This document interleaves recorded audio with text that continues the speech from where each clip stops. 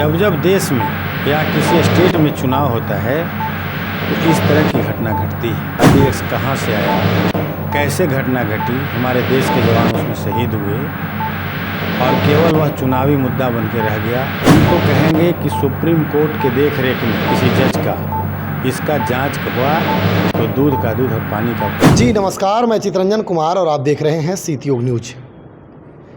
देखिए, पहलगांव में, जम्मू कश्मीर के पहलगांव में हुए आतंकी हमले में 27 लोगों की मौत हो गई।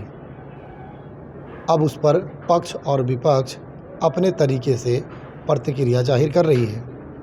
वहीं बिहार के औरंगाबाद से राजद के नेता और जिला परिषद के उपाध्यक्ष प्रतिनिधि इंजीनियर सुबोध कुमार सिंह ने अपनी प्रतिक्रिया सीतयोग न्यूज से जाहिर किया है। उन्होंने बताया कि जब जब देश में चुनाव होता है या किसी राज्य में चुनाव होता है तो इस तरह की घटना घटती है और बीजेपी इसका फ़ायदा उठा लेती है। भारत भावनाओं का देश है और भारत के लोग भावनाओं में बह जाते हैं और इसका फ़ायदा बीजेपी उठाती है। आइए, क्या कुछ राजद नेता, जो राजद के प्रदेश महासचिव हैं, इंजीनियर सुबोध कुमार सिंह, क्या कुछ सीतयोग न्यूज से अपनी प्रतिक्रिया साझा कर रहे हैं, वह आपको सुनाते हैं। यह घटना निश्चित रूप से निंदनीय है और जो पीड़ित परिवार है उनके प्रति हम संवेदना प्रकट करते हैं कि भरा फला परिवार दुनिया में नहीं रहा।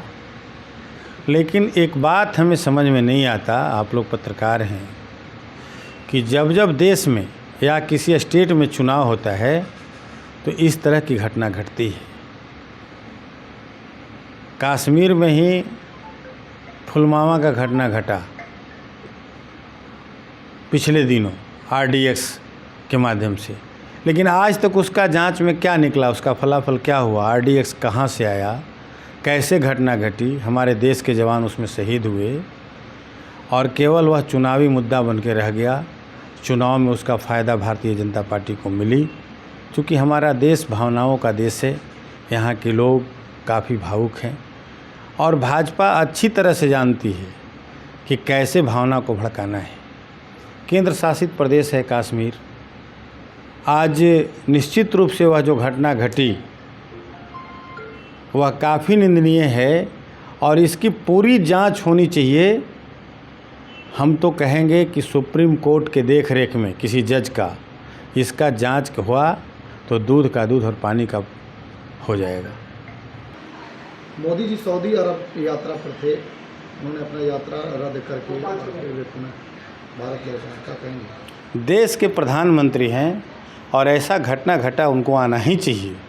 निश्चित रूप से देशवासी को प्रधानमंत्री के ऊपर भरोसा रहना चाहिए। भरोसा है कि इस घटना का जांच, हम पुनः कह रहे हैं कि सुप्रीम कोर्ट के वर्तमान जो न्यायाधीश है उसकी अध्यक्षता में होनी चाहिए ताकि दूध का दूध और पानी का पानी हो जाए।